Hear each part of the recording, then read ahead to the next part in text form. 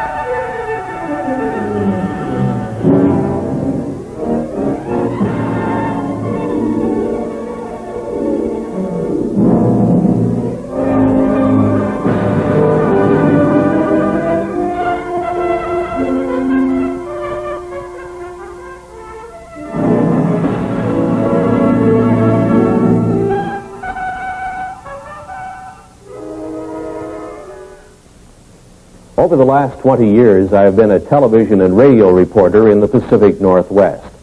And during that period of time, I have passed along to the public hundreds of news stories from all portions of the world about the UFOs, the unidentified flying objects, the flying saucers.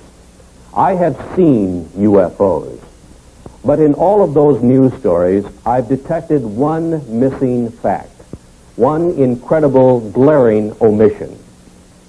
Not one world public agency or scientific group has even offered a partial solution to this most amazing mystery of all time.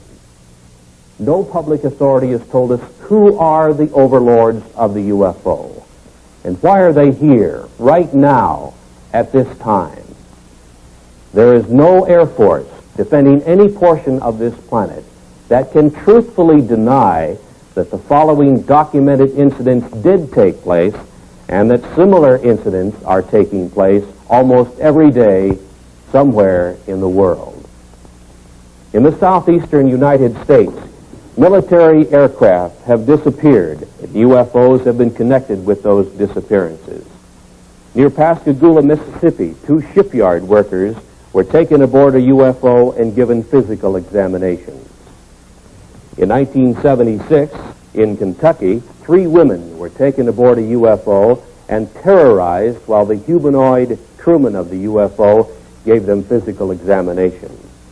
In Wyoming, in 1975, an oil exploration foreman, while elk hunting, was picked up by a UFO along with the elk and was medically examined and returned to the elk hunting area by the UFO crewman.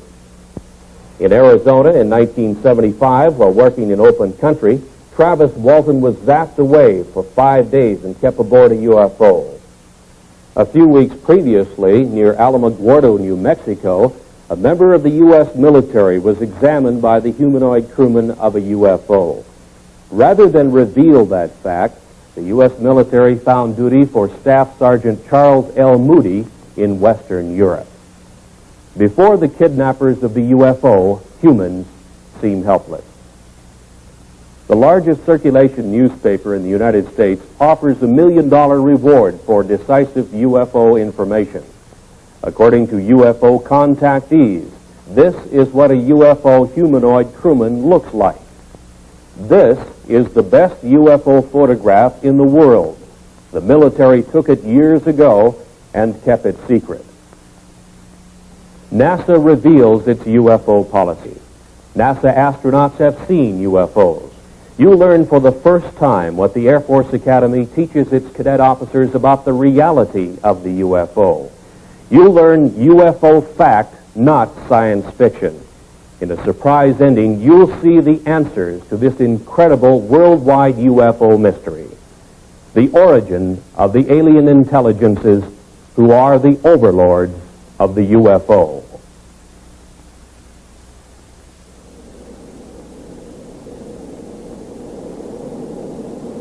You know, Captain, I keep thinking about a real problem, and it's bugging me. What's that? Well, remember the TWA case when Captain Schemmel dived under a UFO and about a dozen passengers got hurt? Boy, I sure do, yeah. Ever think of what that would be like on a 747? Well, I've thought about it, but I don't talk about it too much. Well, we got 300 or 400 passengers and 20 stews moved around the cabin. Most of the passengers don't keep their seat belts fastened. Now, if a big UFO came on a collision course, and with a 747 cruising at over 600 miles an hour, we'd have just a couple of seconds to take an evasive action of some sort, a dive or a zoom. 300 people would be smashed around and a lot of them hurt. Some could be even killed.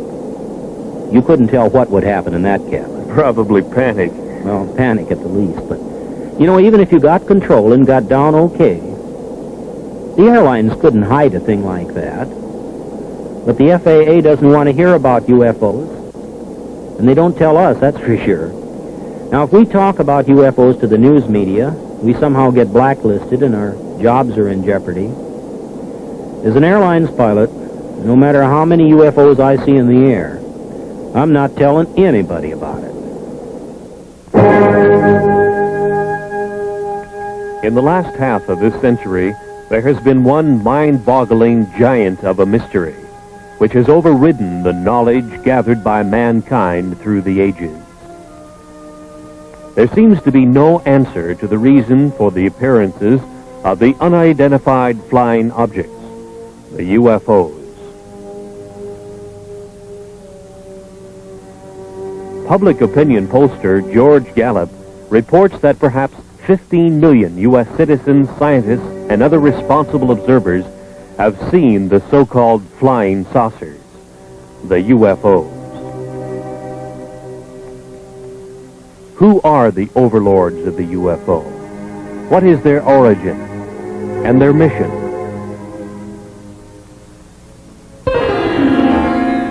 On July 31st, 1952, in the Italian Alps north of Milan, engineer Gianpietro Mangusi took these pictures of the landing of a UFO on the rough ice of the Churchill Glacier.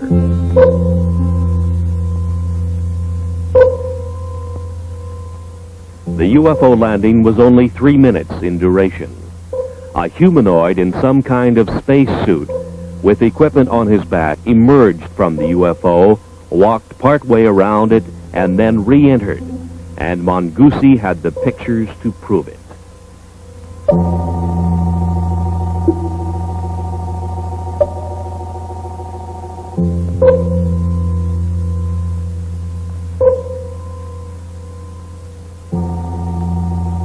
Verification of the origin of these photographs was made for the producers of this motion picture by a Swiss researcher and niece of psychiatrist Dr. Carl Gustav Jung, Miss Lou Zinstag.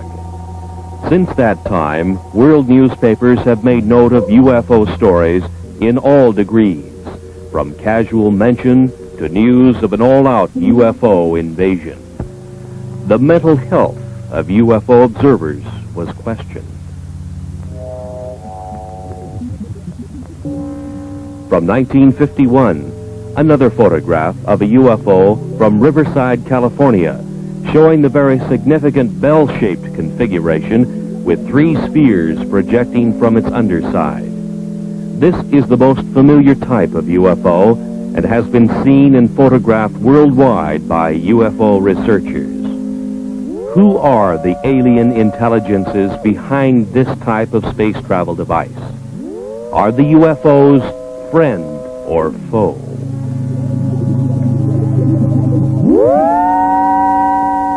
In 1973, another significant UFO picture shows not only the anti-gravity device operational, but also with it is a smaller degravitated sphere under the control of the alien intelligences of the UFO.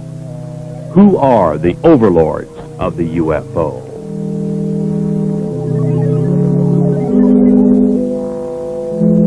In the Mediterranean, on a Sicilian beach, 2 small UFOs in the act of materialization from another dimension are observed by excited local citizens.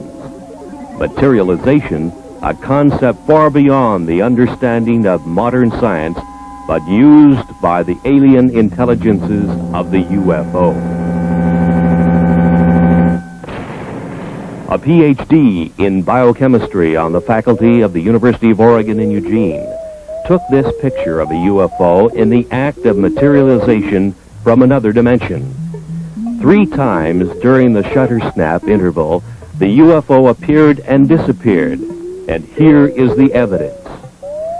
The scientist, fearful of the scorn of his fellows, kept his name secret. He had no desire to investigate one of the most incredible events of the science of the coming 21st century, to which he had been witness and to which he had photographic evidence.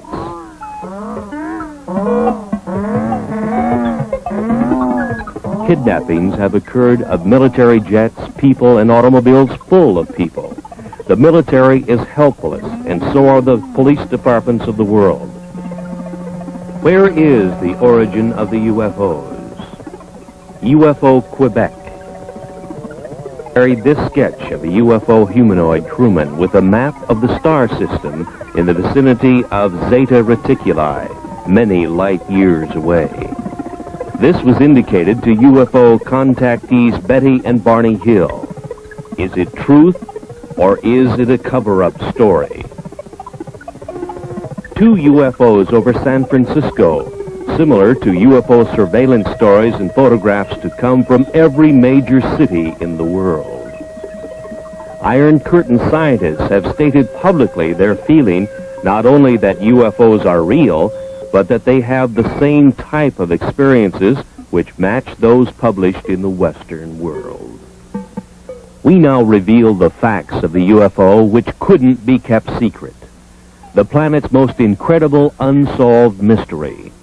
Despite the cover-up efforts of world governments, a world silenced by fear, and a helpless world military, private scientific investigators all over the planet have contributed the UFO evidence which we now reveal.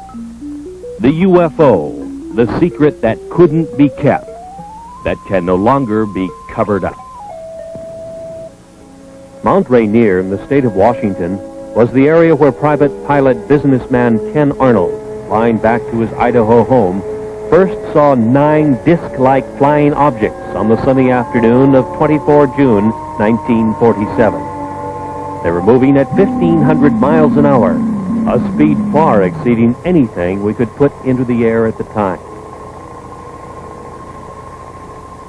When he landed his airplane at Pendleton, Oregon, he reported the sighting of inverted saucers moving at incredible speeds. The next day, on the radio news broadcasts and in the newspapers, the story sensationalized the term flying saucers. The previous summer of 1946, a member of the U.S. military encountered a giant UFO in a near-miss aerial situation, and the Air Force kept the threat to air safety secret. This event happened on the first day of August 1946 to the man second in charge of flight safety for the U.S. Tactical Air Command, Captain Jack E. Puckett. Captain Puckett's UFO encounter occurred about 30 miles from MacDill Air Force Base near Tampa, Florida, where his twin-engine C-47 airplane nearly collided with an airborne object about twice the size of a B-29 bomber, or about 300 feet long. His report further described the UFO as being cigar-shaped or cylindrical, and with what appeared to be glowing portholes. Governmental agencies have not responded to anxious questions from UFO observers. The Federal Aviation Administration has no UFO policy or opinion. The U.S. Air Force says it has aborted its UFO study program. No answer has been publicly given. UFOs still continue to be sighted worldwide.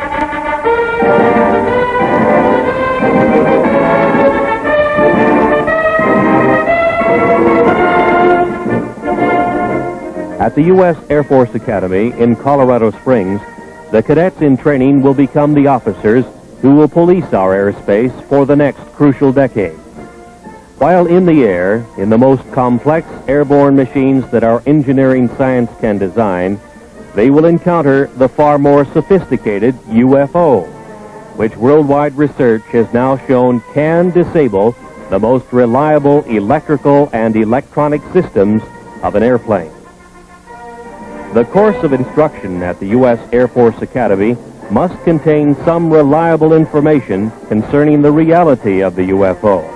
Of all government agencies questioned, the most responsive answer to that question has come from the Department of Physics at the Air Force Academy in a letter from its former director, Colonel Anthony J. Maione, who says in part, "In this text, an expanded section on UFOs and extraterrestrial life is included. The section attempts to provide a hopefully unbiased summary of UFO information and concludes, the best thing to do is to keep an open and skeptical mind and not take an extreme position on any side of the question." To further expand on the background we hope our graduates will have, we invited and had Dr. Stanton Friedman visit with us last April. During his visit, he presented 2 large audience lectures and 2 seminars, essentially in support of his subject, Flying Saucers Are Real.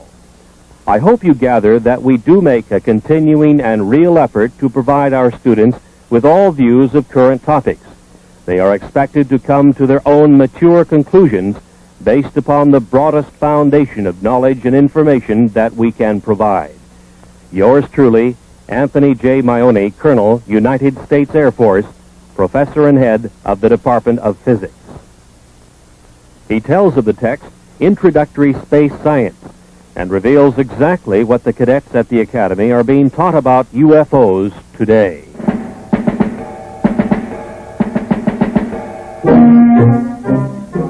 These are the men who will have to make crucial decisions while in the air when they encounter the incredible UFO.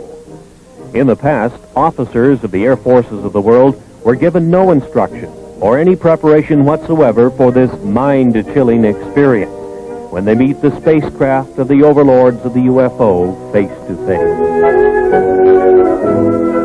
Nor have our astronauts been given proper instruction.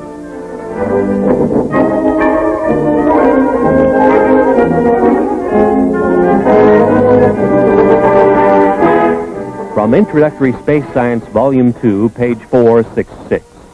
We should not deny the possibility of alien control of UFOs on the basis of preconceived notions not established as related to the UFO. Our physics may not apply. From available information, the UFO phenomenon appears to have been global in nature for almost 50,000 years. Known witnesses have been reliable people. This leaves us with the possibility of alien-controlled UFOs by visitors to this planet from this solar system or other solar systems.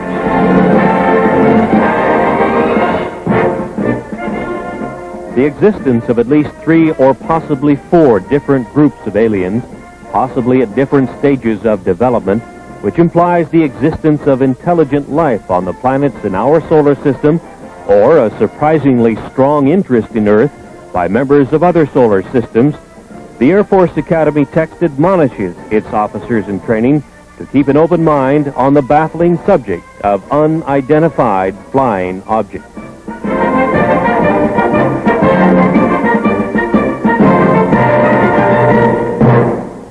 Maybe it's the honeymoon capital of this corner of the galaxy. Maybe The lecturer selected by the U.S. Air Force Academy to establish for their officers in training that flying saucers are real was Stanton Friedman.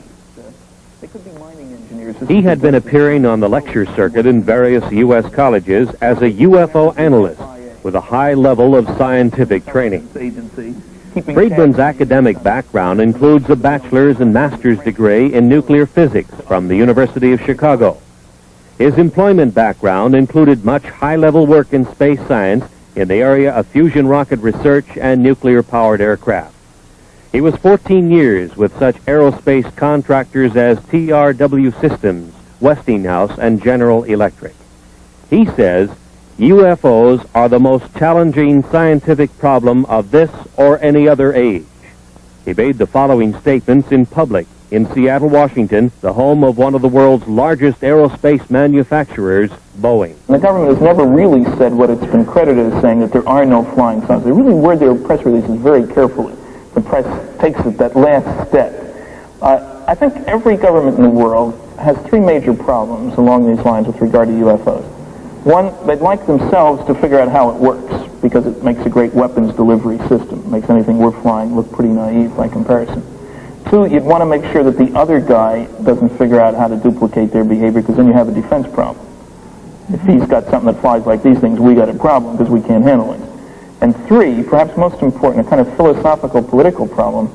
As soon as it becomes obvious to the people on the planet and widely accepted that flying saucers are real and from off the Earth, there's going to be a push for a view of man as earthlings, the people on this planet. Instead of I'm an American or Russian or Chinese, I'm an earthling. There is no government that wants its citizens to owe their primary allegiance to the planet as opposed to the country. Nobody wants to give up their power. And you know, all these jokes about take me to your leader, that's wishful thinking. What's funny about those is that there is no leader to be taken to. There's nobody who speaks for planet Earth. So there are enormous political problems with anybody saying, yes, there's somebody out there and he's coming here and he doesn't want to talk to me as a representative of the planet.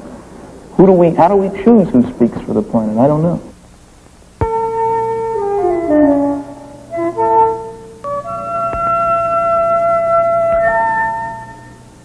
Since the 1950s, it has been easy to point to the millions of suns in space and speculate that somewhere out there is the home of the UFO.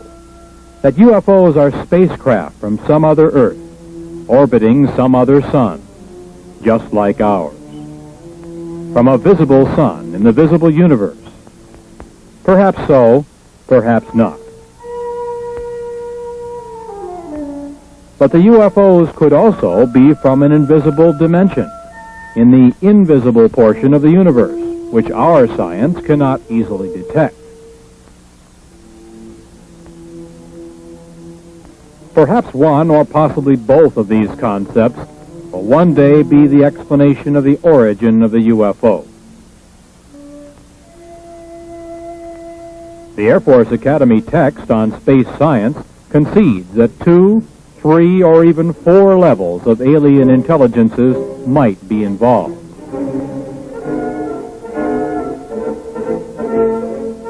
NASA at the Johnson Space Flight Center near Houston, Texas, only concerns itself with the visible universe, with aerospace contracts administering the manufacturing of visible metal vehicles, making visibly televised trips in the Earth-Moon area, and with probes within the solar system by unmanned devices.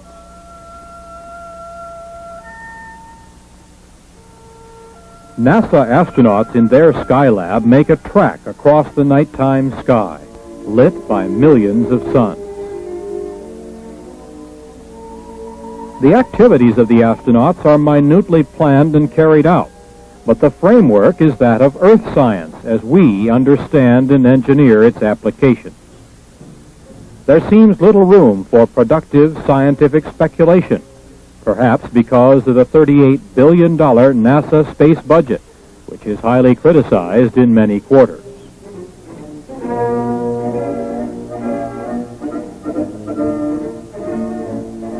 It is difficult to explain why the planners of NASA's space program would refuse to admit the spacecraft capabilities of the alien intelligences who built this device first seen over the Korean battle area in 1952 and photographed by the U.S. military.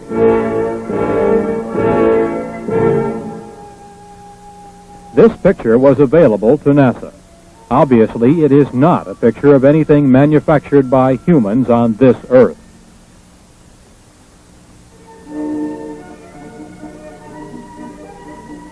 It was classified then and now as an unidentified flying object, a UFO. Can we now identify it? Is this actual photographic evidence that proves that alien intelligences use a spacecraft like this to travel from their dimension to our reality? Is a Watergate-type scientific cover-up involved? Let's now examine that possibility.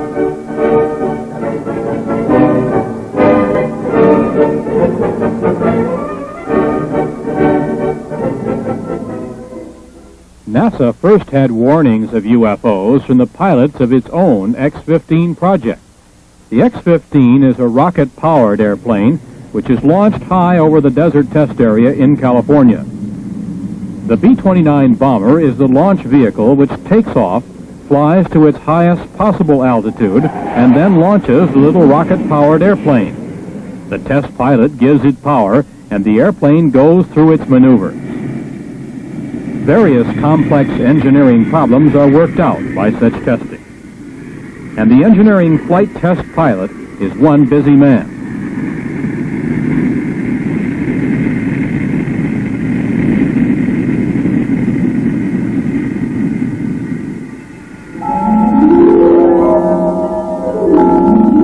But on May 30th, 1962, test pilot Joe Walton photographed 5 disc-like objects from the X-15 rocket test airplane.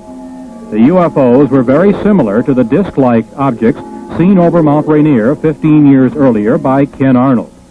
NASA made no public mention of what the discs were, their origin, or any scientific speculation whatsoever about this observance of their X-15 project by intelligences of the UFO. On July 17th of that same year, this time at an altitude of about 58 miles, test pilot Bob White noted that he had UFO company and photographed unexplained objects even closer to his X-15. Across the nation, news headlines state that 26 astronauts have seen and photographed UFOs. The public is puzzled by NASA's silence on the subject.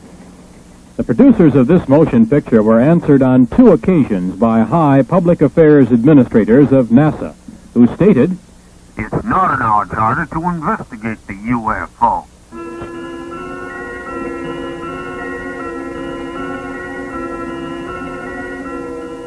Inside the Skylab in zero gravity, the astronauts go through the day and night with their every minute carefully scheduled. The scientific experiments are in almost every instance planned, not to open new areas of the unknown in cosmic science, but to reinforce the ideas we already hold regarding the reality of the universe. Planners have left no time or leeway in which the UFO can be postulated, thought about, or examined. Certainly, few startling public announcements have been made of any new discoveries during space missions. No new theories have been advanced. Astronaut Jack Lausma in Skylab 3 saw a glowing red object making its way across the field of his vision.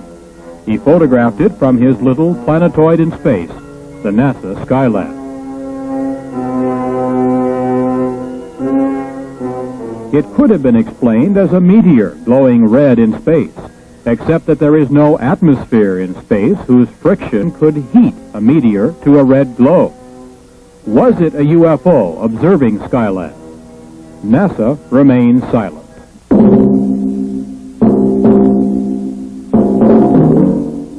Complex instrument packages such as Explorer 10 vanish in space. Launched on the 25th of March, 1961, it disappeared, although its life expectancy was over 100 years. Perhaps some alien intelligence is examining this complex NASA space device. NORAD cannot find it, and it is not transmitting. It just disappeared.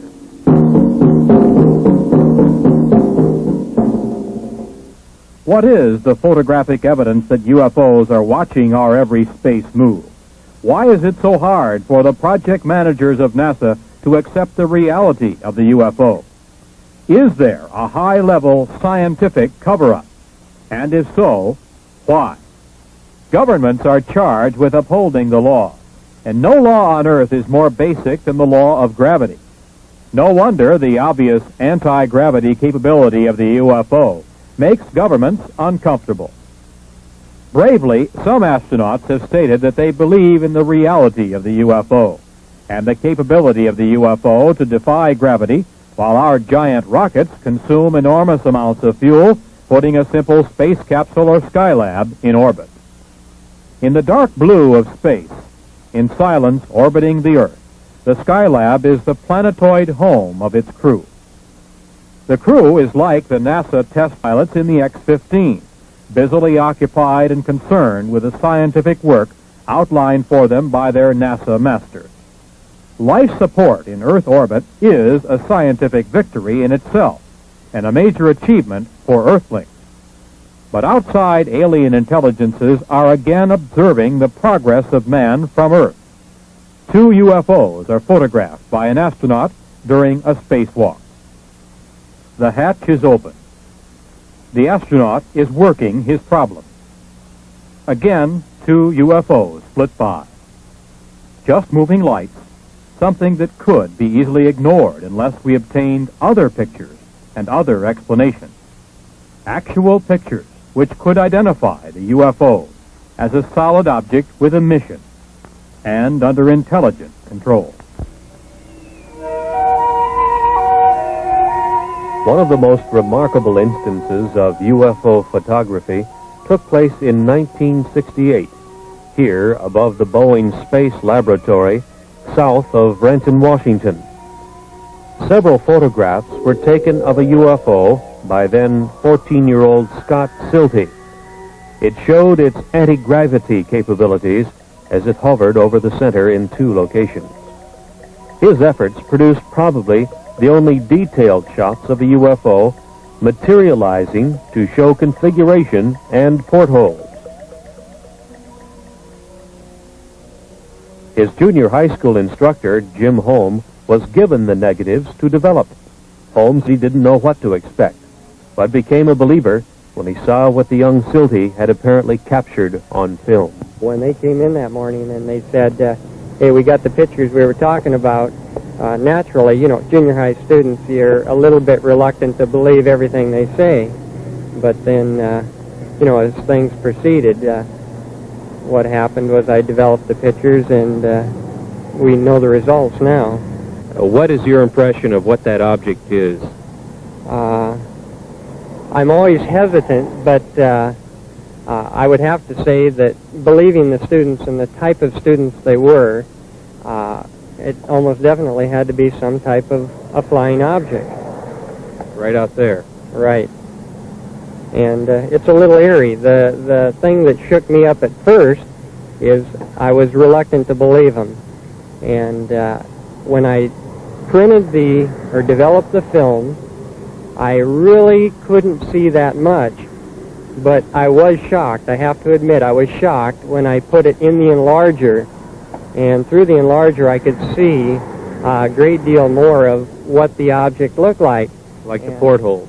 Right. That was, I would say, the portholes was the most shocking part, because then it looked different than just a glow in the sky in a certain form, like you always hear the thing, you know, swamp gas and that sort of thing.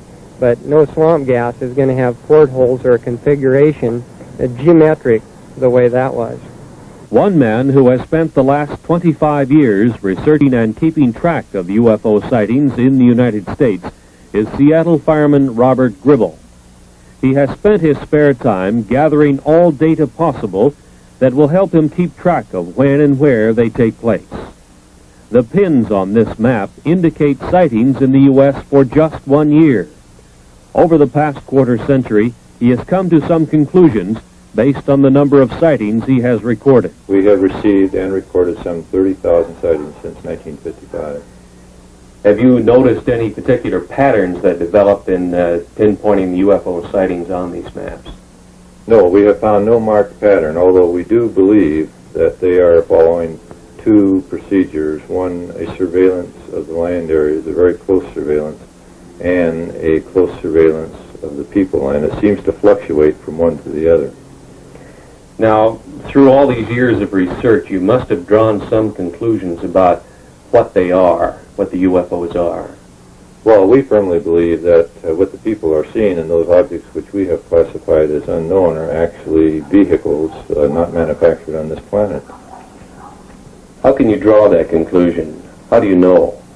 Well, the vehicles have been seen in the United States, and there are good records of this for the last 200 years, and actually the records go back into history for some 3,000 years. The same things that were seen then are being seen today. We understand that there are several hot spots in the United States, UFO sighting areas, and one of them happens to be in the southwestern United States in Utah. There have been a tremendous amount of sightings in the southwest over the years, with a very large concentration in the Utah area.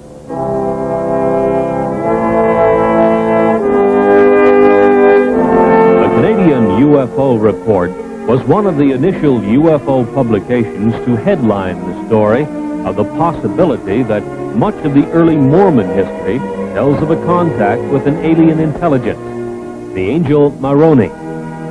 It opens the possibility that the founder of Mormonism, their prophet Joseph Smith, may have been one of the greatest of UFO contactees. Dr. Frank B. Salisbury, on the faculty of the State University of Utah in Logan, and himself a Mormon, does not doubt that possibility. He has stated publicly that he believes that his UFO study has established the probability that the Earth is being visited by UFOs that seem to be using the isolated area of eastern Utah as an Earth base. In March of 1975, a national tabloid newspaper circulated the following story of a UFO kidnapping. The producers of this motion picture interviewed Carl Higdon, who furnished the artist's conception of the android crewman from the UFO who kidnapped him and took him aboard the UFO to elsewhere.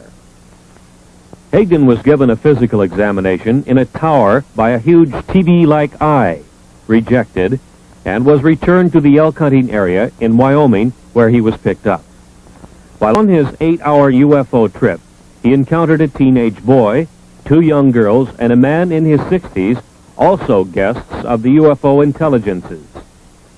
Upon his return, he suffered radiation symptoms with itching skin and burning eyes. Area Sheriff Ogburn and his deputy Ed Tierney investigated the incident. So did Dr. Leo Sprinkle of the University of Wyoming, who gives us this professional opinion as to the truth of this verified UFO kidnapping. To whom it may concern, my impression of Carl Higdon is that he's a man of integrity with average education, but a keen sense of curiosity about the world around him. He's an outdoors man and seems to have developed good skills of estimating size and distance. Although the sighting of a single UFO witness often is difficult to evaluate, the indirect evidence supports the tentative conclusion that Carl Higdon is reporting sincerely the events that he experienced. Hopefully, further statements from other persons can be obtained to support the basic statement. Respectfully submitted by R. Leo Sprinkle, Ph.D., the University of Wyoming in Laramie. UFO traffic in the Rocky Mountain area of Utah, Arizona, and New Mexico reached a high level in the November, December, and January period of 1975 and 76, with police departments reporting large cigar-shaped UFOs and other UFO types of spacecraft hovering for days at a time over cities in this area. 5 witnesses working in the open country around Snowflake and Holbrook in northeast Arizona had the most incredible personal UFO experience story to tell and passed lie detector tests in their telling of it before police and psychiatrist witnesses. 22-year-old Travis Walton suddenly disappeared one morning as the group was working in the open country. Dwayne Smith, Kenneth Peterson, Alan Dalis, Mike Rogers, and John Golette were involved in the significant UFO kidnapping incident in which a greenish blue light originating from a UFO overhead zapped Travis Walton into an invisible dimension from which he returned 5 days later. His brother tells of the incident. He spent 5 days on a UFO, he thinks. Now, there is some small time loss in there. But for all intent and purposes, he spent 5 days on there. He did come in contact with some beings that are human-like, but they weren't human. And he had quite an experience. He said he doesn't remember anything about a blue light in the first encounter last Wednesday. The blue light that they saw, he said, at that instant, felt like he got hit in the forehead with a baseball bat, and it knocked him out. And he woke up. He was aboard one of the craft. And they never spoke to him. They led him around by the hand. They wouldn't talk to him. They showed him this and that. And when they let him off, he woke up. Did he say they were friendly creatures? Smiled all the time, friendly, never harmed him. They were just as nice as they could be. But there was a total lack of communication, either verbal or mental. And he said that's what made him so upset, that he couldn't speak with them. That's what he was very, very disgusted about that, nervous and just plain disgust, the chance of a lifetime, and they wouldn't cooperate. Obviously, Dwayne, you know your own brother probably better than anybody else. Do you believe the story? I've never seen him play a practical joke in his adult life. A psychiatrist tells of his examination of Travis. Our conclusion, which is absolute, is that this young man is not lying. There's no collusion involved, no attempted hoax or collusion with the family or anyone else. There's a rumor around that there's contracts. There are no such contracts. No motivation for a lie. Any possibility of lying or hoax as you see it? None whatsoever. As we have indicated, UFOs can create a tremendous spatial energy flow. One of the most startling examples of that occurred several years ago on Vashon Island, which is located in the Pacific Northwest in Puget Sound, not far from Seattle, Washington. It was near the tiny town of Vashon that several UFO sightings had taken place in the late 1960s. So the fact that local residents had seen such phenomena was not startling. But the fact surrounding one of the incidents was unusual, to say the least. So it was out in that area? On the night of the 19th of February, 1968, Detective Lieutenant Terry Ullman was dispatched to an old gravel pit area west of town. Some young people had seen a UFO, and the King County Sheriff's Office was sent to investigate. The temperature was 50 degrees. Ullman tells of what he saw. Well, there was a lot of ice. It really had no reason to actually be there. It wasn't that cold out. And did it have a certain consistency or something unusual about it? Well, it was 1.5 inches thick and was rather milky and bubble. Mm-hmm. And what was the impression that you had, or why did you have the impression that it was some strange phenomenon that created this? Well, I can't be sure about that, except it was entirely too warm out to have ice like that. One of the other officers had responded to a UFO call at that same location the night before. The UFO energy flow had apparently left a solid sheet of ice as it supercooled the area below the UFO as it took off.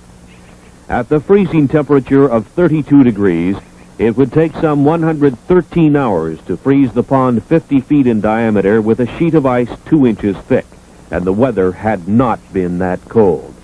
The UFO did it. Because of official concealment, denials, and just plain ordinary bureaucratic cover-up during the 1950s and 60s, many cases of UFOs establishing themselves as a menace to commercial airlines' safety of flight had been concealed.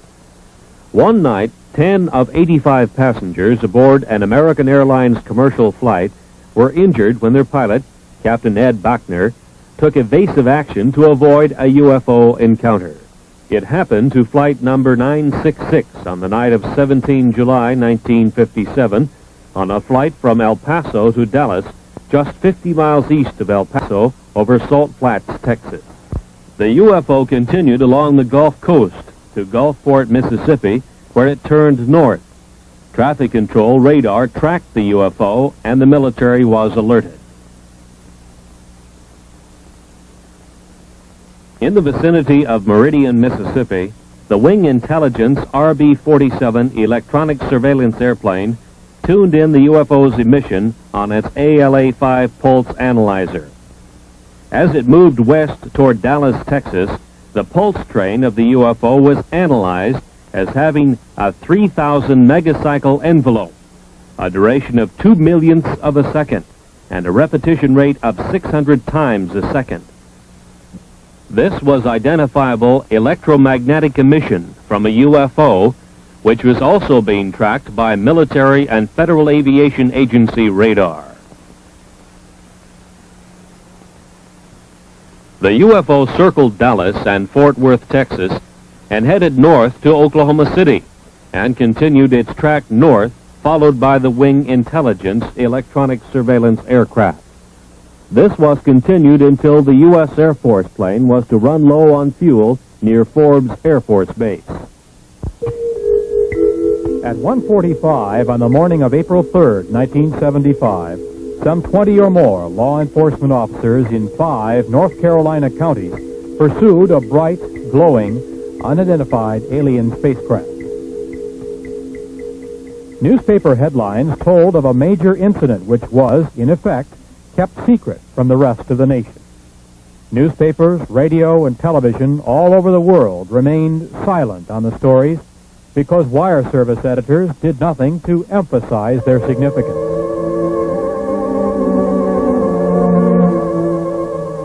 From police descriptions, the artist has been able to draw the lighted V-shaped UFO which appeared.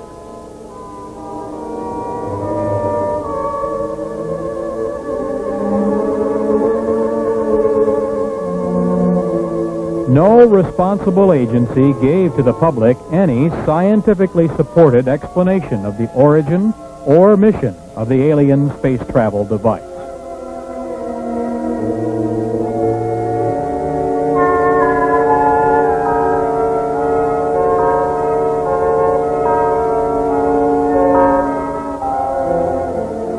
The story was much the same 2.5 years earlier in Pascagoula, Mississippi.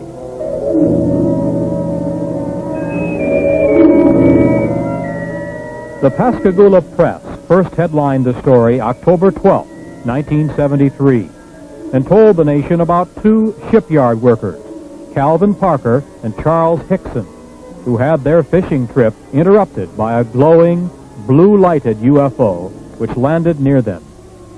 2 humanoids took them aboard for a physical examination, placing them under a large TV-like eye.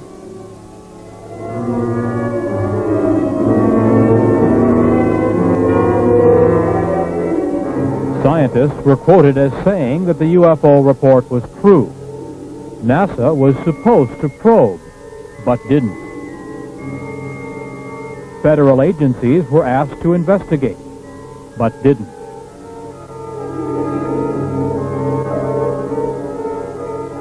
Hickson said the creatures from the UFO seemed friendly, but that they acted controlled, as if they had a specific thing to do, and did it.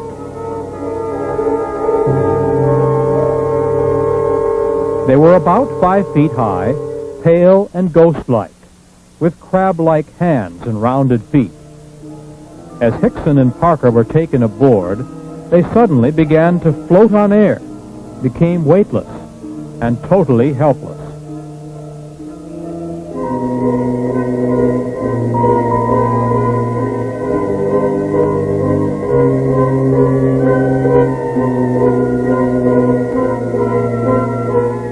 In the Gulf South, from Louisiana to Florida, hundreds of reports to police and sightings by police officers told of UFO activity that same night.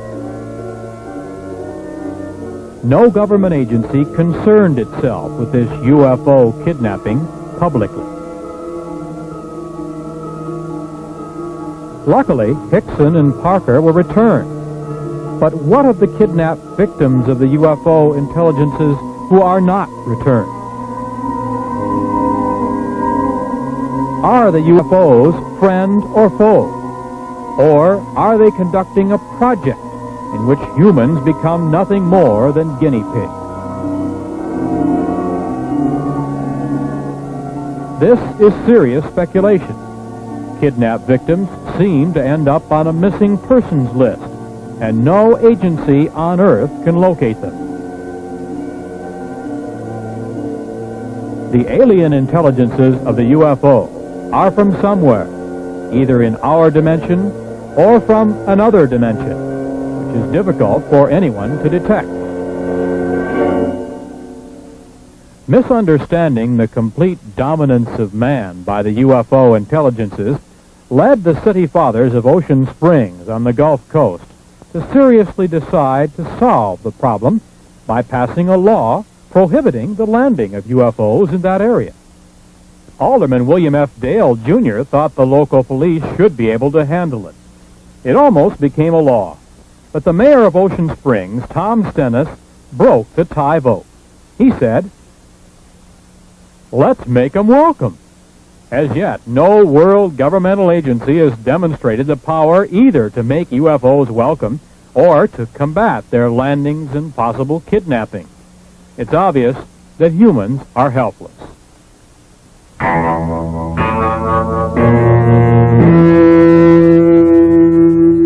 Since 1966, the very competent scientific analysts of the British publication The Flying Saucer Review have been assembling all available information about alien intelligences who have made repeated UFO landings in the high Pyrenees Mountains between France and Spain. So have the defense authorities of both nations. The UMO intelligences claim they come from what we know as Star System Wolf 424, some 14.6 light years from Earth, 90 trillion miles. Near their home planet, their UFO space travel device enters a black hole in space. A giant energy whirlpool vortex which hurls their spacecraft into another dimension in which time hardly exists. From this, they emerge into our dimension, into our solar system, and proceed to their expeditionary target, Earth.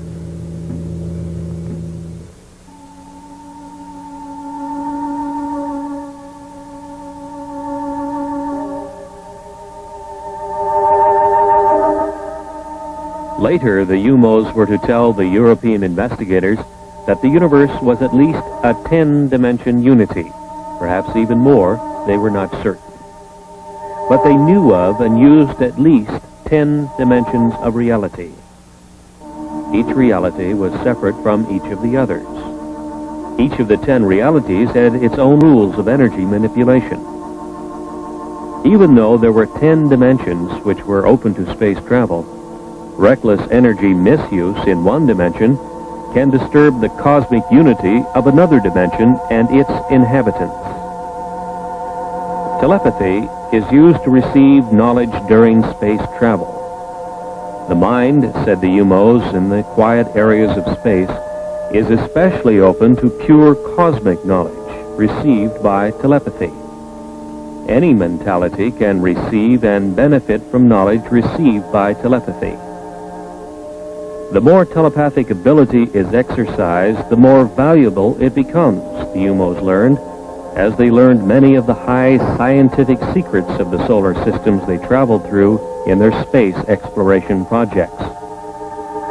Target Earth was to be another of their cosmic projects. The UMOs first learned of the planet Earth, with inhabitants of some intelligence, in the Earth year 1950. They landed and left 8 of their males and females in the area which had high mountains between France and Spain. Since that time, they have studied the new planet and the method of mental understanding used by its inhabitants. They found Earth science could not account for cosmic beings like themselves. They have carefully made themselves known to certain people of France and Spain, about 30 in all. They have tried to understand the limitations which exist in the mind of man. They find human knowledge inadequate and much inferior to the cosmic understanding, which permits space voyages between the UMO position in the universe and the Earth.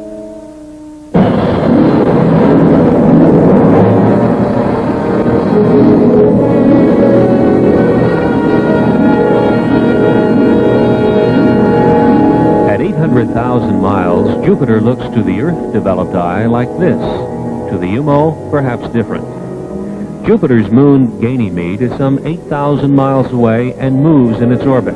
Its diameter, 3,000 miles. The UMO intelligences took a heat measurement of the Jupiter hotspot. They compared the measurements to that of the surface of their sun and found it about the same. The other Jupiter moons were identified: Europa, Amalthea, Callisto, as they were named by Earth astronomers.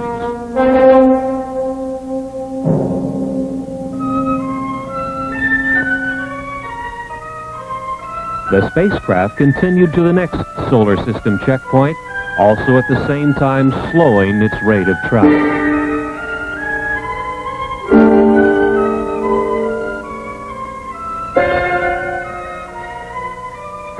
Saturn was identified with its strange moon, Titan. Titan rolled along the equatorial plane of Saturn like a wheel on a road. The UMOs identified its atmosphere, methane. In the vicinity of Saturn, they tuned to the history and the totality of knowledge of the solar system, accumulated since the time the sun was born. Knowledge lost, and knowledge still used, and knowledge to be rediscovered. It was from this Saturn knowledge store that the UMO intelligences learned of humankind's achievements and failures. They learned, too, of the state of development of the plant and animal life and all details of Earth and the other planets. They continued their journey past Saturn, its bright rings shining a dark space blue in the Titan sky.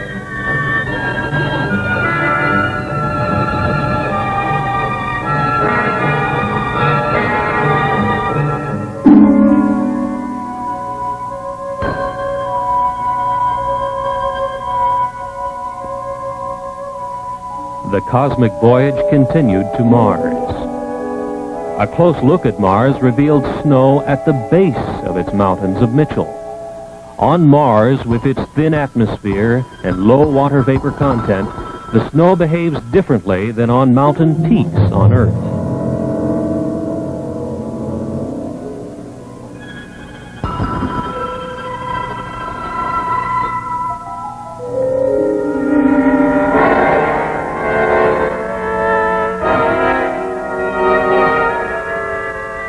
Leaving Mars, they passed scarcely 100 miles from Phobos, one of its two moons.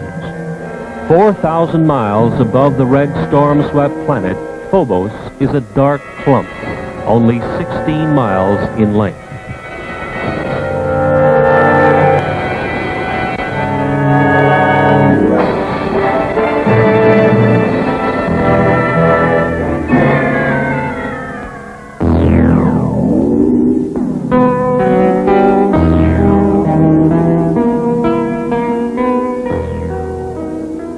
The final checkpoint of the cosmic voyage brought a strange and beautiful sight. Their project destination, Earth, was eclipsing its own sun, and they passed over the Earth's moon just beneath. They had come nearly 90 trillion miles, 14.6 light years. Elapsed Earth time, just about 7 months.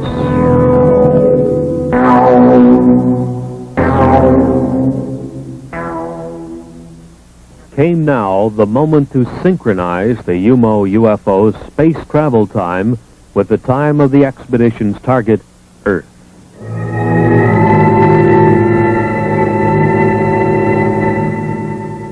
By telepathic means, the UMO alien intelligences claim to have notified some 20 selected Earth people of various responsible backgrounds to expect the UMO UFO.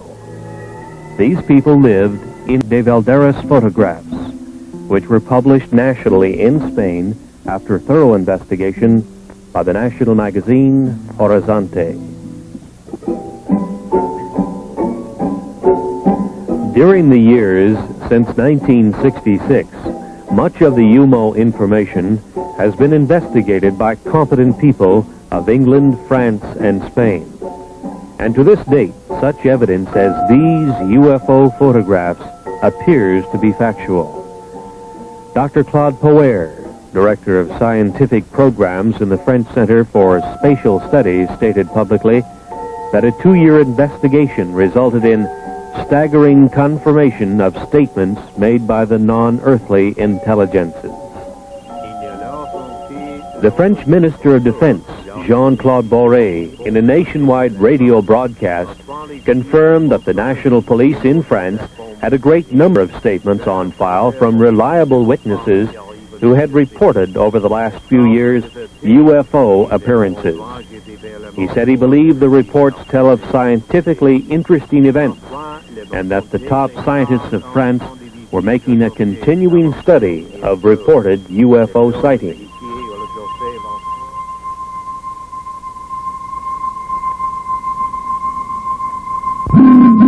From those files comes this photograph of a UFO taken at night as it was tracked across France. This is known as the Valençol UFO. The device is emitting brilliantly colored radiation and seems solid. If so, it is obviously capable of defying gravity. The French defense minister says that this type of appearance is being studied seriously by French science. Not so in the United States, where even the anti-gravity capability of the UFO is being ignored by official science.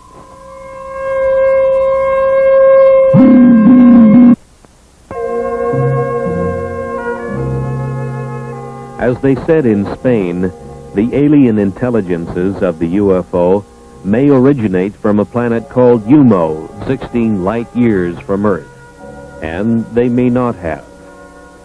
If we are to understand the origin of the UFO, we must be ready to vision another dimension which penetrates our earthly reality.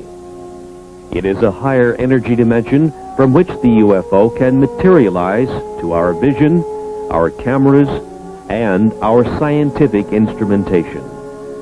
It is back into this higher energy dimension that the UFO returns to report to those who sent it out.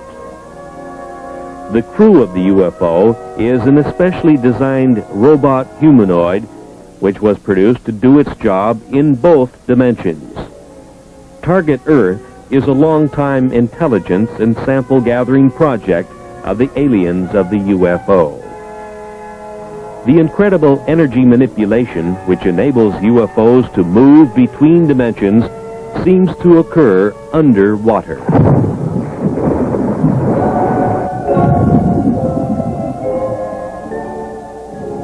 The Puerto Rican Deep, which extends 30,000 feet under the sea, is one such area. Seawater covers 2/3 of the surface of the Earth, and in that water lives one of the Earth's most intelligent and environmentally adjusted creatures, the dolphin. The dolphin's brain is substantially more complex and in some ways superior to the brain of man. The dolphin's telepathic ability is highly developed, and with it he excels at communication with other dolphins. Today, the Canadian-edited UFO report and other such publications are the only other mediums which have carried stories which have filled the Venezuelan newspapers and tell of UFOs which emerge from under the sea off Puerto Rico and continue to the U.S., South America, and Europe. Undersea disturbances of a major nature have occurred in this area for many years. The National Oceanic and Atmospheric Administration's NOAA satellite had communications blacked out many times as it passed over the area, some 800 miles up in its orbit, reported Dr. Wayne Messigian of Longwood College in Farmville, Virginia. In 1945, the U.S. Navy lost 5 torpedo bombers and a large 4-motored flying boat searching for the lost Navy pilots. Commercial and private airplane pilots have seen their aircraft under this strange influence lose instrumentation and electrical control. Airlines issue denials and pilots are afraid to talk in public because of fear for their jobs. In March of 1973, a series of events near Caracas, Venezuela, a few hundred miles to the south, established what may be a link between the very deep ocean areas of the Caribbean and the UFO. On March 22nd, hundreds of people witnessed a pair of flying objects trailing blue smoke as they approached from out of the sea and then hung motionless near the Caracas airport. Then, with a shrieking sound and a burst of orange flame, separated and vanished, one to the east and one to the west. For the next 9 days, UFOs rose out of the sea, hung in the air, remained motionless, and in various manners cavorted over the metropolitan city of Caracas, Venezuela. The Caracas newspaper, Ultimas Noticias, carried the UFO stories and reached the conclusion that thousands of its readers are now convinced that by evidence of their own eyes, UFOs have an undersea base in the Caribbean. UFO traffic into and out of the sea was seen by hundreds of witnesses. Other water areas have also been the site of UFO traffic. Teleportation occurs in the vicinity of a UFO. In May 1968, a well-known Buenos Aires attorney, Dr. Gerardo Vidal, and his wife and children, in a Peugeot 403, were teleported 4,100 miles by a UFO and put down near Mexico City unharmed. This Ford was teleported hundreds of miles in South Africa because it was near to a UFO which degravitated it and transported it, says the Flying Saucer Review. The aliens of the UFO are energy manipulators of a very advanced nature, far beyond our science.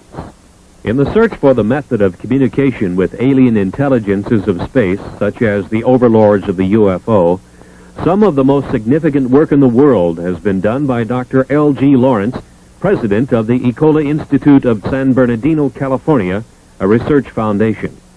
Dr. Lawrence is one of the world authorities on the use of biological sensors, such as that of the friendly laboratory philodendron, which senses the pain of Dr. Lawrence. As he purposely burns his thumb on his hot pipe bowl, the biological sensor, the plant, reacts with a squiggle of recognition of Dr. Lawrence's pain on the laboratory instrumentation. This is known as the Baxter effect. Dr. Lawrence developed his 3-ton stellatron for sensing biological messages which might be running free in the universe. He sets it up in remote areas, and it is shielded from all electromagnetic radiation, such as all radio and TV radiation, for instance. It can be influenced only by the etheric or bioplasmic pulses that influence plant and animal life. On October 29, 1971, and again in April 1972, on the Mojave Desert in California, intelligent communication from the direction of Ursa Major was received. One star of that system we know is the North Star.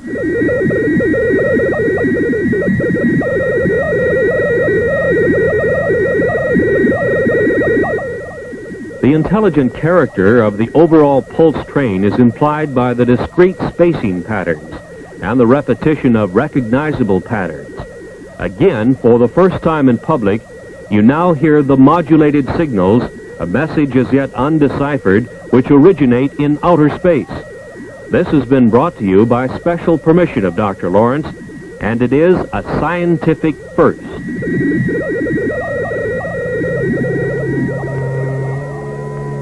Dr. Lawrence reminds us that radio telescopes, such as this giant multi-million-dollar installation in Puerto Rico, have had no results whatsoever in either sending or receiving messages in space.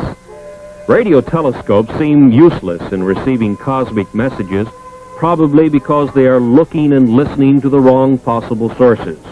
He recommends biological sensors instead.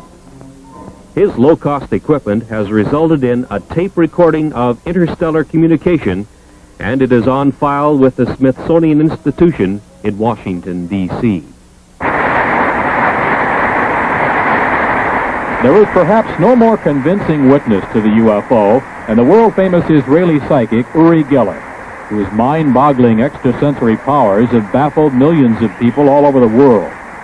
Geller believes that his powers are not unique to him, but are instead proof that energies exist in many different ways than those now known to science.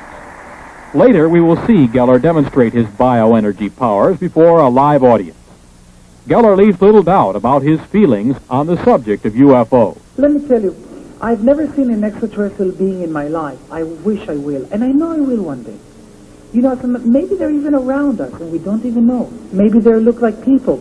But I have seen UFOs. But other people, I'm sure if I'll ask who saw UFO here, some of you will raise your hands up because they exist. I shot pictures. As a matter of fact, I had a fight with my publisher because I wanted to publish the picture of the UFOs that I took in the book, and he said no because it cannot be, it will be against your credibility. And I did it in the end because I'm not going to back away from the truth. I once seen, 1 minute. I once drove in the Sinai Desert. Do we have another minute? Yeah, go ahead. I once drove in the Sinai Desert, and believe me, with a high colonel and his driver, me and a doctor, and suddenly, in mid-air, in Sinai Desert, it's clear, it was 5 o'clock in the afternoon, we saw this huge object that looked like a cigar shape, hanging in mid-air. And let me tell you, it was as big as 3 New York blocks, and it was dark. It didn't look like a flying saucer. It looked like a cigar shape. And I was shocked.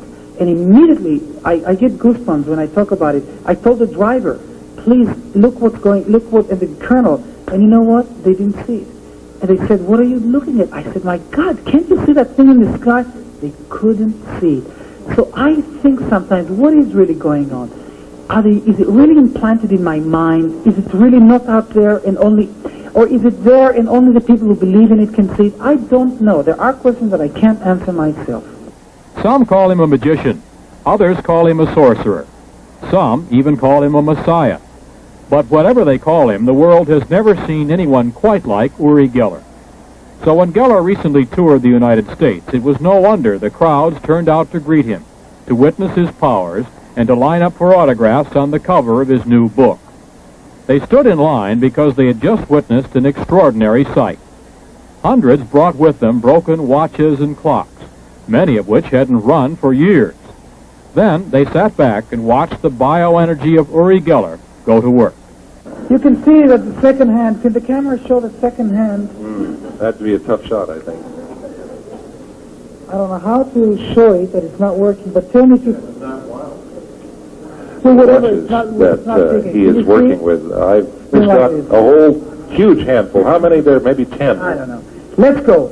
This is what I want you all to do now, and I know it looks silly. I'm going to shout 1, 2, 3, and all of us are going to shout work. I mean, we're really loud and really talk to these watches because that's the way it works. 1, 2, 3, work! Listen, a little louder. It's your watches, you know. We may have blown out the transmitter, I think.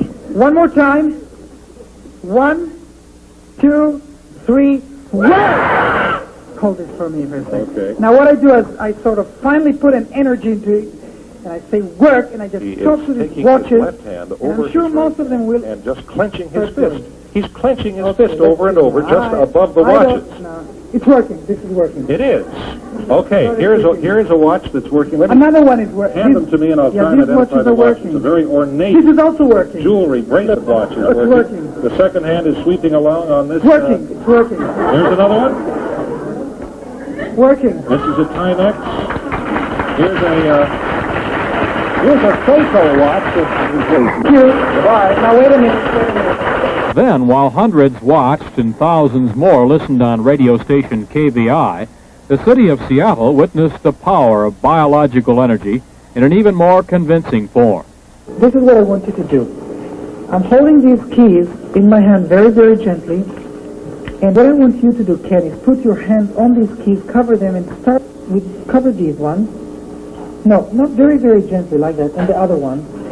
Now, this is what I do. The boy that's helping Uri has his hands covering the keys that are in the palms of Uri's hands. And by the way, these keys are not mine. And I'm concentrating now, and I want something to happen. If you feel anything in any hand, tell me. If you feel any tingling sensation or heat or Where do you see The keys are in Uri's hands. The little boy is holding his hands over the keys, but... All right, now start counting any chance. What you will have to do is you have to say, Ben, I hope you have enough feeling there, because I don't know how long this will take. Uri's hands are flat. His thumbs are up in the air where everybody can see them. Something is happening here. And he thinks something is happening. He has now discarded the keys in his left hand. The boy still is covering the keys in Uri's right hand. Uri, incidentally, is left-handed. Now lift your hand. Again, lift your hand. Do you see any keys bending? I see one. Oh, yes, this is bending. One key Wait a minute, I have to show this to the TV. Yeah, this key is going. Yeah, wait a minute. Yes, definitely. It's a big, thick brass schlag or schlager type of key. I don't know what this just key like is the one he for. bent last night Well, for you us. see what I'm doing is I'm stroking it very, very gently, and yeah, it's curling up more. I don't know You see how that, well Ken? you can see it. It's really happening, huh? It's bending even more. Yeah, this will curl up a little more here. You see, I'm putting an energy into it. Can you see this from the... It's incredible. There's absolutely no heat. Can touch the key, and you'll see the touch it under, or under where it's Right where bending. it's Do you feel any heat? There's absolutely no... You do feel it. But there's really no heat. It's, you touch it. I mean, you can see there's really heat or no. No, it's just the body it's the warmth. body warmth Body that warmth, you're and it's feeling. continuing to bend. Just want to show it to the camera. Can you see that? Oh, look! There goes another one. The key that he has bent is fastened to a key cluster, I think and another key is here. beginning to bend on the cluster fastened Yeah, below this it. is going also now. But let me just show it to everybody because the TV camera is so... To back up the biological energy demonstration, Geller called on others in the audience to check for keys which may also have responded to the presence of Geller's energy. The Seattle Post-Intelligencer told the story of hundreds of radio listeners whose keys mysteriously began bending right in their pockets. In the audience, there were others who found themselves a terminal for the newly demonstrated source of power. Keys in the audience belonging to people here who are bending. And we've seen keys a couple of women have shown him which are beginning to bend. Here's a lady who is gray-haired, and she's just handed him a key. That is bent. And it is beginning to bend. Very slightly, but noticeably. It's unreal because you know what's unbelievable here? That usually the kids that are coming to me, that their keys bend, and usually it happens to children. Why? Because children are more open-minded to this. I mean, look at these keys are totally bent. Would you say that it's necessary for a person to believe they can bend before they will bend? You see, a child believes that he can bend a key because he's totally innocent to it. He totally believes that his key can bend, and it does. And it starts, and look, I mean, these keys are, I mean, you can't use these keys anymore. The scene is in the southeastern United States, and the photographer, Todd Anthony, is out to take his first trial pictures with his new 8mm motion picture camera. He goes to his local airport to photograph the action of a commercial airliner making its landing. The airplane makes its approach, and following it comes the big surprise, a UFO. The UFO, exhibiting anti-gravity capabilities, follows the airliner right down to the surface of the Earth to its landing. The UFO is a bell-shaped type, which has been seen and photographed all over the world since the 1950s. From Australia to Western Europe to South Africa to Mount Palomar in California, where George Adamski made excellent still pictures, all with the same bell-shaped configuration with 3 spheres on the bottom. There are some very significant things about this UFO type. Under the bell-shaped hull are 3 spheres. It is these globes which, when excited by a high energy level, cause the UFO to become immune to gravity. At this point, the UFO begins to take on a glow. At a higher state of excitation, it is ready to move into its home dimension, a dimension which is not light years away, but right here, interpenetrating our reality. A significant amount of scientific research evidence now seems to confirm the amazing fact that UFOs such as this are interdimensional spacecraft. These same types of UFOs have been photographed, invisible to the human eye, by means of ultraviolet filters, and have been found to be trailing our commercial airlines flights at 35,000 feet just as this flight was tailed by a UFO right to its landing. This time, it was visible. We have presented evidence that many times commercial flights near a UFO have lost electrical control and their aircraft instrumentation. Pilots have confirmed this fact. Passengers have been injured as pilots have taken evasive action when surprised by a UFO which, to them, seemed to be on a collision course. Yet no world scientific agency or government group has seriously studied the problems of UFO encounters, or kidnappings, or losses of aircraft due to the UFO. Is the UFO mystery truly a scientific Watergate, an incredible and dangerous cover-up? Understanding of the UFO may be beyond our science and political system, but it is not beyond the human mind.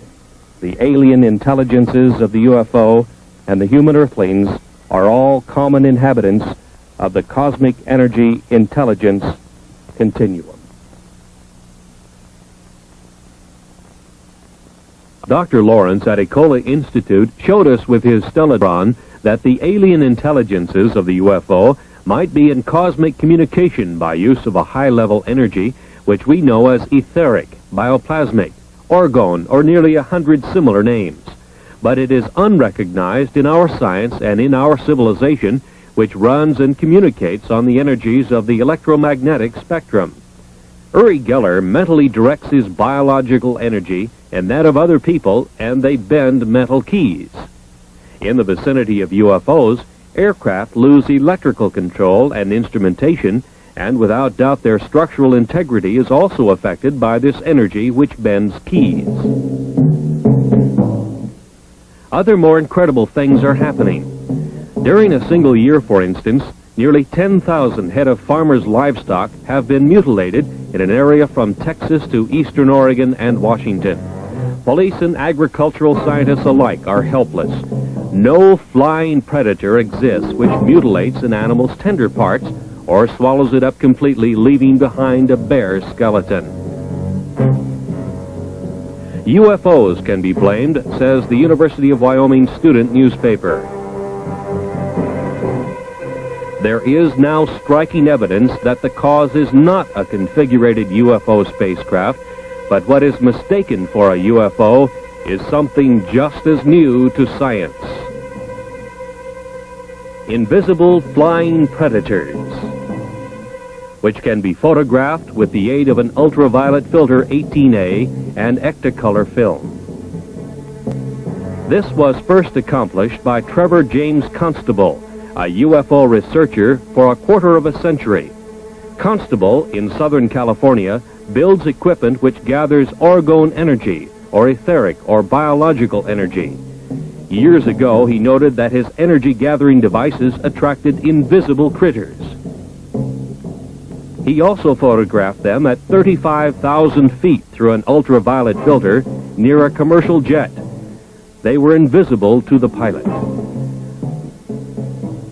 This is an artist's drawing by Don Dixon of one of the frames of the research camera's film showing the invisible flying critter. Apparently, the predator sought by farmers and county sheriffs nationwide is the animal killer. The invisible flying predator. There seems no other explanation of what has happened to the thousands of mutilated animals. Once again, a new scientific door is opened, and through it we see invisible animals which can fly by degravitating themselves and which seem to live off the biological energy of other land-bound animals.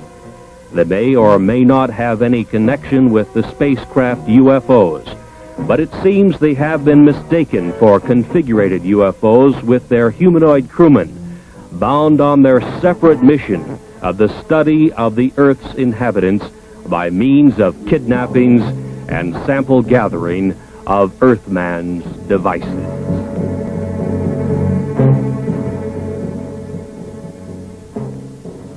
In the U.S., it is at Federal Aviation Administration flight centers that air traffic controllers are trained to handle the routing of aircraft in the nation's air lanes. so as to keep constant eyes on the safety of flight procedures. But what about the UFO? What about near misses where UFOs and passenger airplanes were involved? These near misses have occurred, and when the pilot takes evasive action, passengers have been injured. This we know to be fact. UFOs are conveniently ignored by all. This is the FAA interpretation. Air traffic controllers are just that, not UFO traffic controllers. UFOs are ignored in the FAA procedures, even though it can now be proven that not only have near misses occurred, but that aircraft have been lost in the powerful energy fields of the UFO. The UFO problem has not as yet been permitted to be properly studied. Truly, is this expensive and complex world air traffic control system really adequate? The evidence now indicates that not only the military, but also the civil bureaus of world governments have been engaged in an incredible and deep cover-up of the real menace of the stepped-up UFO invasion of their target, Earth. The police departments of the world are helpless before the kidnappers of the UFO. This, too, we now know to be fact. How is this nonfeasance possible? This is Joe Harrell. He runs the Flight Control Center near Seattle, Washington. His job is to run it and train air traffic controllers. What we wish to point out now by a question is how extremely expensive governmental bureaucracy is able to ignore an obvious peril to world citizens by simply non-admission of the existence of this mind-boggling problem. To my knowledge, UFOs are not included in any of the training programs. We would, of course, provide instructions to our supervisors on how to handle reports of UFOs, but it is not included in the training of a controller. So I suppose the only way in which it would be included would be, and I assume you admonish these people to be aware of any unusual circumstance. That's right, and make the pilots aware of what they're aware of, and to this extent it would be included. But as for specific procedures, no. After $60-odd billion spent for manned spaceflight by NASA, it has been determined that man is truly confined to this Earth. The incredible secret concealed from the tax-paying public by both NASA and its congressional masters is that man cannot participate in long space expeditions. NASA has scientifically verified and kept very quiet the fact that the unstoppable cosmic rays to which every astronaut has been exposed destroys brain cells at the rate of 1% every 4 months. Since the neurons of the adult human brain do not reproduce, a space expedition represents irreparable brain damage and would reduce the crew to idiots in even the 8 years it would take to go to the nearest sun and return. NASA claims that the 13% loss of neurons would equal the brain damage sustained by an alcoholic, but NASA does not allow for increased intensity of cosmic ray bombardment as the astronaut moves in space. NASA must now admit that man cannot travel far in space because of significant brain damage which he will undergo. The main building of a graduate university of advanced study in Switzerland near Basel is Das Goetheanum, acclaimed by architectural students and professional architects as being a space shape of striking originality. Das Goetheanum was founded in the early 1900s by Dr. Rudolf Steiner, whose philosophy of science deals with the influence of alien cosmic intelligences on the human mind. Dr. Steiner was a highly trained scientist and clairvoyant who could see to a higher etheric energy dimension. He could see a view of cosmic reality which is denied to normal human vision. In some 6,000 lectures attended by the best minds of Europe, he made his observations known to those who would profit from this higher knowledge. This information is now available. Knowledge, the key to the secrets of the universe. Man's pursuit of the mystery surrounding the UFO and the Etherians continues. And although many books have been written about the subject, the best available information is speculation. So what we have offered you is the best available speculation. 2 questions. First, who are the Etherians? Notwithstanding their similarity to man, the Etherians' body is different from man's. They live in their own dimension, so we see only their servants, the humanoids. The Etherian overlords of the UFO have thinking minds, feelings, and emotions like we do. They have a strong sense of will and a strong sense of purpose. And they live in their own dimension, so they can't set foot in our material world, according to Dr. Steiner. Next, why are they here? Why are they interested in Earth humans? Maybe we are doing something here on Earth that is disturbing their world, their dimension. Maybe we are doing something here on Earth that is upsetting the balance of the universe. UFOs have been seen for centuries. Is this recent stepped-up activity over the last 30 years due to some recent disturbances within our dimension? Maybe we have sent giant shock waves throughout the universe, and the Etherians are here on Earth, trying to find out what they can do about this intrusion. One thing could well be the high harmonics of the sonic boom of the supersonic bomber, such as the B-1. An interdimensional space quake could have sent shock waves into their dimension. And of course, atomic devices could be another element that is disturbing beings in other dimensions. But the Etherians seem to be sampling our dimension by human kidnappings and the taking of animals and the taking of sophisticated electronic devices made by our Earthman scientists. The Etherians seem to want to know what we are doing, and we had better know too. Think about what we are doing to ourselves, because it could have a profound effect on beings in other dimensions. And this whole question about UFOs could be a much larger question than devices simply flying around in our airspace. We will meet the Etherians, the overlords of the UFO, when we are worthy.